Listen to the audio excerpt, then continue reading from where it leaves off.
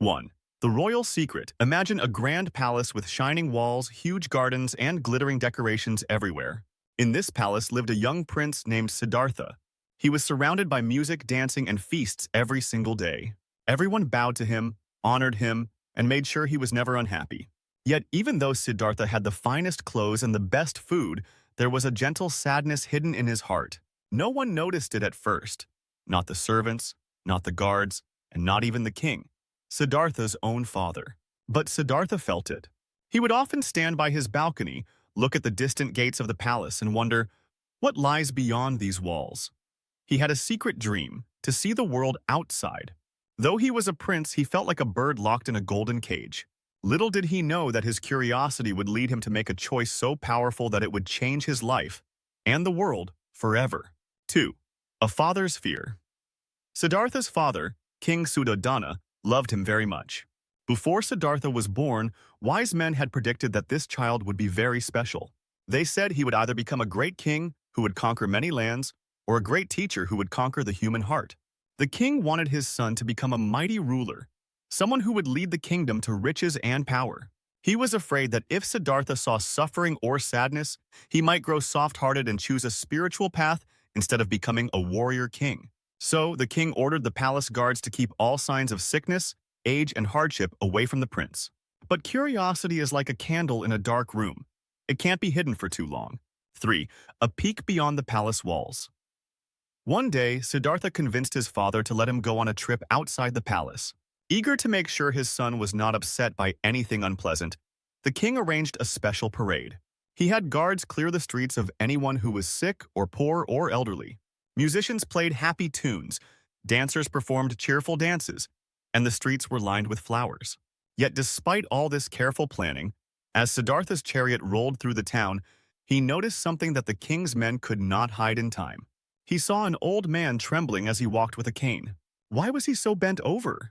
Why did he move so slowly? Siddhartha was troubled. He had never seen old age before. He asked his charioteer, "What is wrong with that man?" The charioteer explained, "He has grown old, Prince Siddhartha. We all grow old someday." Siddhartha was stunned.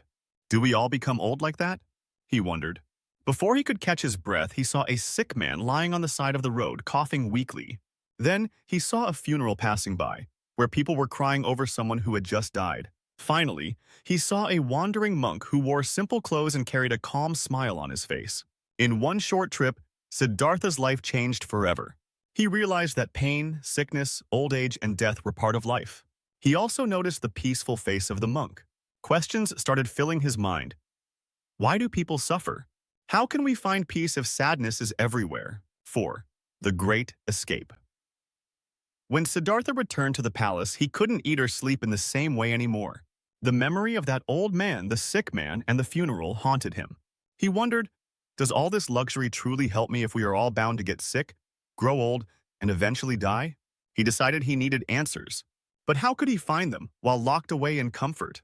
Late one night, he crept through the silent hallways of the palace. He took one last look at his sleeping wife and his newborn son.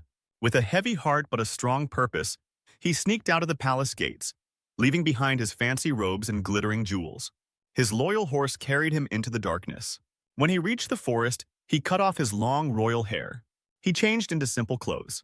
He gave up all that made him a prince, and he stepped forward into an uncertain world. The night sky was silent, and only the moonlight guided him. He felt both fear and excitement at the same time. A voice inside him whispered, "You're leaving behind an entire kingdom. Will you regret this?" Siddhartha's heart was firm. I must find the truth, he thought. 5. Trials in the forest. Days turned into weeks, and weeks turned into months.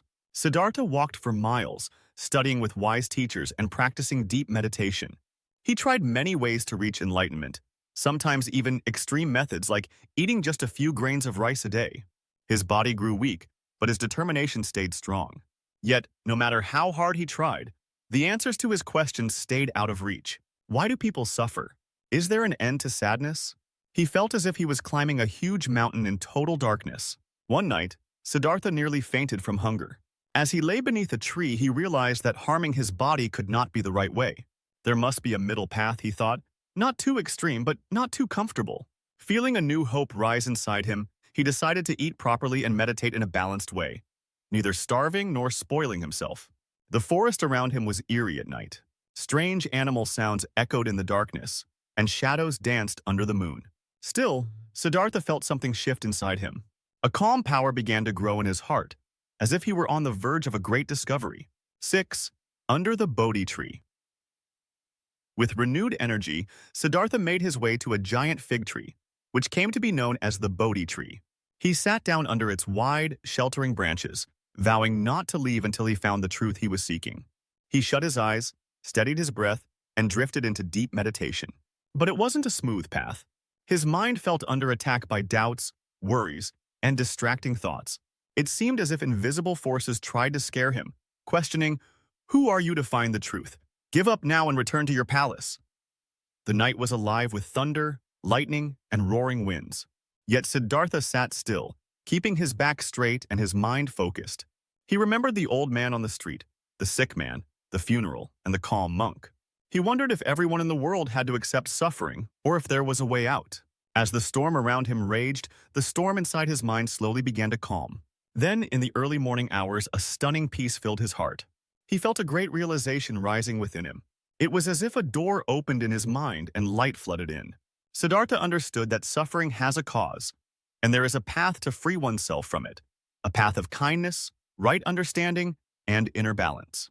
He had found enlightenment, and from that moment on he was called the Buddha, which means the awakened one. 7. Sharing the truth. Now that he had discovered a way to live without being chained by anger, greed, or fear, the Buddha felt a new responsibility. This truth is too precious to keep to myself, he thought. With a smile of compassion, he left the Bodhi tree and started his journey to share his message of peace and understanding with everyone, rich or poor, young or old. Wherever he went, people noticed a soft glow around him, not from gold or jewels, but from his calm and kind nature. He spoke to small groups at first, sitting under trees or near rivers. Soon, crowds of people gathered around him. Some were curious, others doubtful, and some hopeful. The Buddha answered their questions with patience and wisdom, telling them about the middle path, a life that balances the body and mind, free from extremes and full of compassion for all beings. Even those who once mocked him grew silent in his presence, struck by his gentle spirit. Kings invited him to their courts, offering him riches and gifts, but the Buddha politely declined. He had already given up a kingdom because he believed that true peace wasn't something that belonged to princes or palaces. It could be found within anyone willing to look deep into their heart. 8. The element of suspense. Yet not everyone was happy with the Buddha's teachings. Some powerful people who were used to commanding the masses saw him as a challenge to their authority. Whispers of jealousy spread. "How can a prince who gave up his throne become so respected?" they grumbled. One day, a group of angry men approached while he was speaking. They had accusations and rumors to share. The people around watched in suspense. Would the Buddha become frightened? Would he argue with them? Would he turn them away? But the Buddha remained peaceful. He listened to their harsh words without anger. Then he spoke calmly, asking simple questions that made them reflect on their own thoughts. Little by little, their anger melted away, replaced by curiosity. Some of them stayed to learn more, and others left, uncertain but less hostile. The crowd was amazed. What kind of power does this teacher have, they wondered. The Buddha didn't use magic or weapons. He simply used wisdom, patience, and compassion to calm the storm. 9. Return to the palace. After many years of traveling and teaching, the Buddha decided to return to his father's kingdom. News spread quickly. The prince who had left everything was coming home. People lined the streets, remembering the day he had first ridden out, full of questions and unease. Now he was returning as the Buddha, calm, wise, and surrounded by followers who respected him deeply.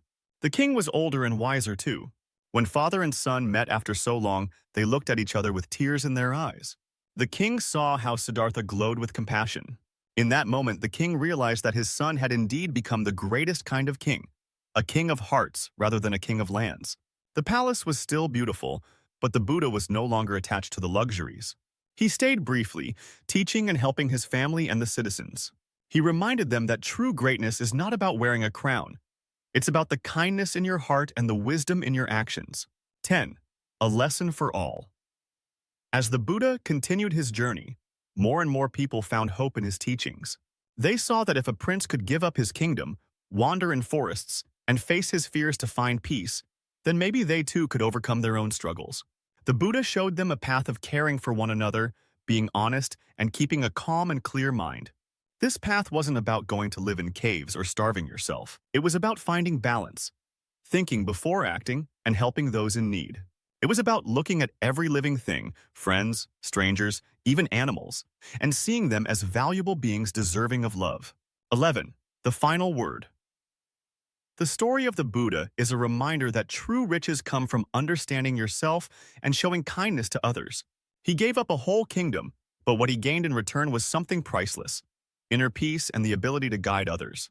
Today, if we want to succeed, whether it's in our studies, our relationships, or our future jobs, we can follow the lesson of the Buddha's life.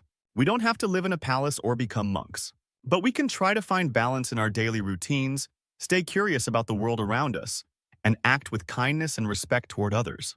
The strong lesson here is look deeper than what's on the surface.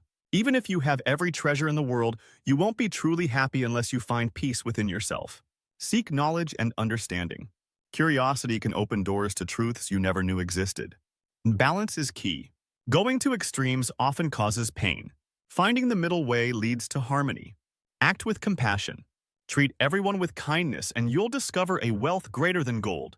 By following these ideas, we can face our own challenges and come out stronger, just as Prince Siddhartha did when he became the Buddha. And in doing so, we learn that peace, wisdom, and success start from within our hearts. 01.